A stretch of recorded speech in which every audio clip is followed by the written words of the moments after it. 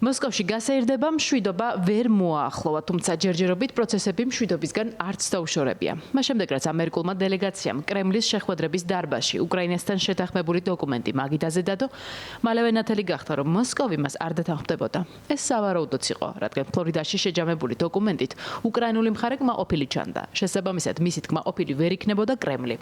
რა ითქვა დახურულ კარს მიღმა მაინც უცნობი დარჩა. ეს იმიტომ, რომ მხარეები დეტალების გაუთქმელობაზე შეთანხმდნენ. სტივენ ვიტკოფს, ჯარედ კუშნერს, ვლადიმერ პუტინსა თუ იური იუშაკოვს შორის გაცვლილი მოსაზრებები ჯერ ისევ საიდუმლოდ რჩება. თუმცა ამასთან მინიშნებებით ნათელი გახდა, რომ რუსეთი პრინციპულ საკითხებს არ თმობს. არც დონბასზე ამბიციებს, არც უკრაინის თავდაცვითი უნარების შემცირების მოთხოვნას და არც პრეტენზიას მიტაცებული ტერიტორიები მის შემადგენლობაში აღიარონ. არასწორი იქნება იმის თქმა, რომ რუსეთის პრეზიდენტმა დონალდ ტრამპის სამშვიდობო გეგმა არ მიიღო. გუშინ აზთა პირდაპირი გაცვლა პირველად მოხდა. როგორც ითქვა, იყო რაღაც რაც რუსულმა მხარემ მიიღო, ნაწილზე კი ითქვა, რომ მიუღებელია. ეს ნორმალური სამუშაო პროცესია, კომპრომისის ძიება. ჩვენ შეგნებულად არ დავამატებთ რამეს და გვესმის, რომ რაც უფრო მეტ სიჩუმეში წარიმართება ეს მოლაპარაკებები, მით უფრო პროდუქტიული იქნება ის. ჩვენ ამ პრინციპის ერთგულნი ვრჩებით და იმედი გვაქვს, რომ ჩვენი ამერიკელი კოლეგები დიპლომატიის იგივე პრინციპს იზიარებენ. ახლა სამუშაოები ექსპერტების დონეზე მიმდინარეობს. სწორედ საექსპერტო დონეზე უნდა დაიდოს კონკრეტული შედეგები, რომელიც უკვე მოგვიანებით უმაღლეს დონეზე კონტაქტების საფუძველი გახდება. ვაფასებთ პრეზიდენტ ტრამპის პოლიტიკურ ძალისხმევას იპოვოს გამოსავალი. მზად ვართ იმდენი შეხვედრისთვის, რამდენიც სამშვიდობო დარეგულირების პროცესი დასჭირდება. 5 საათიანი შეხვედრის დეტალებზე უფრო მეტი თქვა იური იუშაკოვმა, რომელიც სამშვიდობო მოლაპარაკებებში ვლადიმერ პუტინის შეუცვლელ მრჩევლად იქცა. მისი თქმით, პუნქტებზე მეტად საუბარის საკითხდა არს დაეთმო, სადაც კრემლს კრიტიკა არ დაუმალავს. მოგვიანებით ისიც დაამატა, რომ ფრონტის ხაზზე რუსეთის არმიის მიღწევები მოლაპარაკებათა მაგიდაზე მოსკოვს საქმეს უმსუბუქებს. საუბარია პოკროვსკის დაკავებაზე, რომელსაც კრემლი მეორე დღე ამტკიცებს, კიევი კი უარყოფს. საუბარი იყო სასარგებლო, კონსტრუქციული და ხელშესახები. გაგრძელდა არა 5 წუთს, არამედ 5 საათს. ჩვენ ბუნებრივია ამერიკელ კოლეგებთან ერთად განვიხილეთ ის დოკუმენტები, რომლებიც ამერიკელებმა რუსეთს გადასცეს. განვიხილეთ ეს პროექტები, თუმცა არ განვიხილავს კონკრეტული ფორმულირებები. განვიხილეთ იმის არსი, რაც ამერიკულ დოკუმენტებში აჩადებული. შევძელით ნაწილს დავთანხმებულიყავით, ზოგიერთმა პუნქტმა კი კრიტიკა გამოიწვია. პრეზიდენტ პუტინს ეს არც დაუმალავს. ტრამპის წარმომადგენლებმა გადმოგცეს მოკითხვა და საუკეთესო სურვილები პრეზიდენტ პუტინს და ჩვენმა პრეზიდენტმაც მეგობრული მოკითხვა გაუგზავნა პრეზიდენტ ტრამპს. აი ამ მხოლოდ ეს, არამედ სხვა მნიშვნელოვანი სიგნალები, რომლებიც მისმა თანამოსაუბრეებმა მოისმინეს და ვაშინგტონში წაიღეს. ჩვენ ამერიკელ კოლეგებთან შევთანხმდით, რომ არ გავამხელთ მოლაპარაკებების შინაარსს, რადგან მას დახურული ხასიათი ჰქონდა.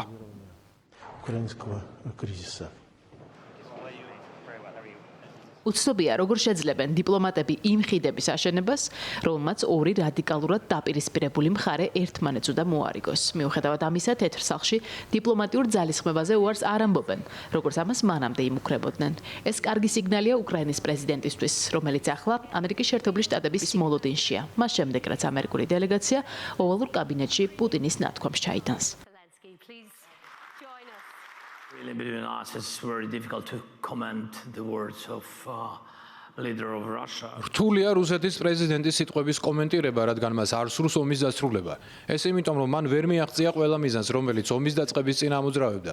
მას ჩვენი განადგურება სურდა, ჩვენი თავისუფლებისა და ჩვენი ხალხის. ვინც მას იცნობს ან არ იცნობს, ესმის, რომ ის გაოცებული დარჩა. მან ვერ მიიღო შედეგები. პუტინი ახლა ფიქრობს თუ როგორ იპოვოს ახალი მიზეზები, რათა ეს ომი არ დაასრულოს. ჩვენ ამერიკის შეერთებული შტატების ზეწოლის იმედი გვაქვს. ისინი სიტყვის ადამიანები არიან, ძალიან ძლიერი ქვეყანაა. თქვენს რომ ზეწოლას ორივე მხარეზე განახორციელებენ, ვისურვებდით რომ ჩვენს მხარეს ყოფილიყვნენ, მაგრამ მესმის მედიატორები არიან. მოლაპარაკებების ტემპები ოპტიმიზმს აჩენს. ჩანს რომ ამერიკის შეერთებული შტატები არ გადის დიპლომატიური პროცესიდან და ეს კი სიგნალია რომ მოლაპარაკებები გრძელდება. ჩვენ მშვიდობა გვსურს.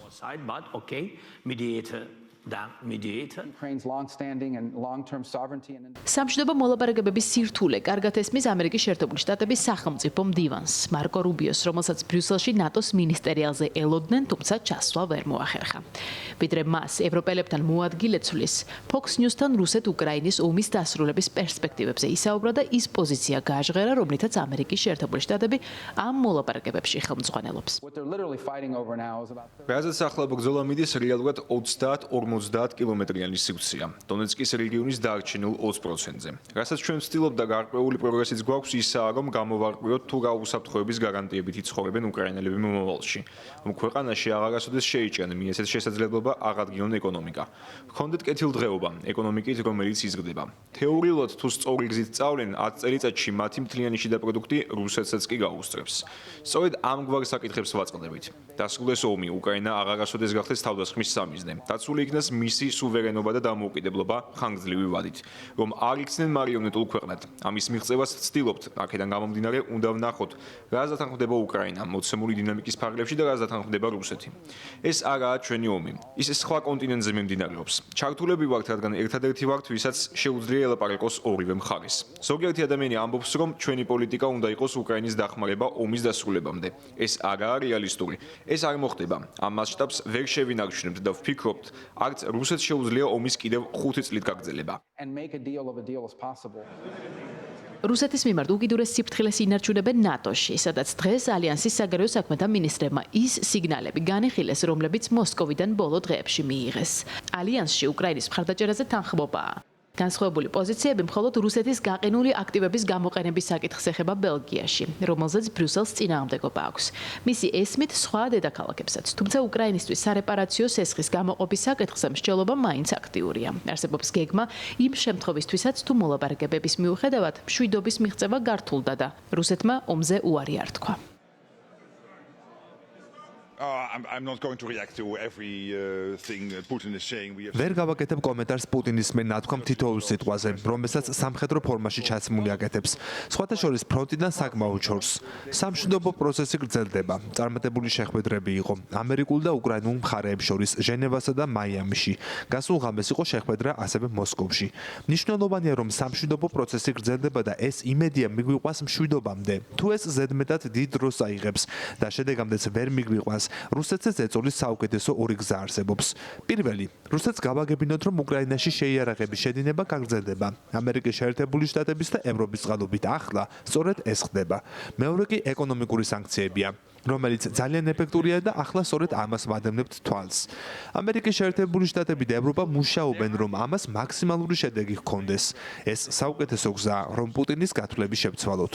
მიხარია, რომ შეერთებული შტატების პრეზიდენტმა დაიწყო სამშვიდობო პროცესი, რომელიც მხოლოდ დონალდ ტრამპის ლიდერობით გახდა შესაძლებელი. შეერთებულ შტატებთან ამ მხრივ გვაქვს აქტიური კოორდინაცია. მოსკოვში თავს არიდებენ შეკითხვას იქნება თუ არა საახალწლო ზავი მხარეებს შორის იმ შემთხვევაში თუ მანამდე სამშვიდობო პროცესი წარმატებით არ დასრულდა. გეგმები დონალდ ტრამპის მიერ დათქმულ ვადებს ჯერჯერობით არ მიჰყვება, თუმცა მხარეები ოპტიმიზმს ინარჩუნებენ, რათა თითქმის 4 წლიანი ომი მტკიცე და ხანგრძლივი მშვიდობით დაასრულონ.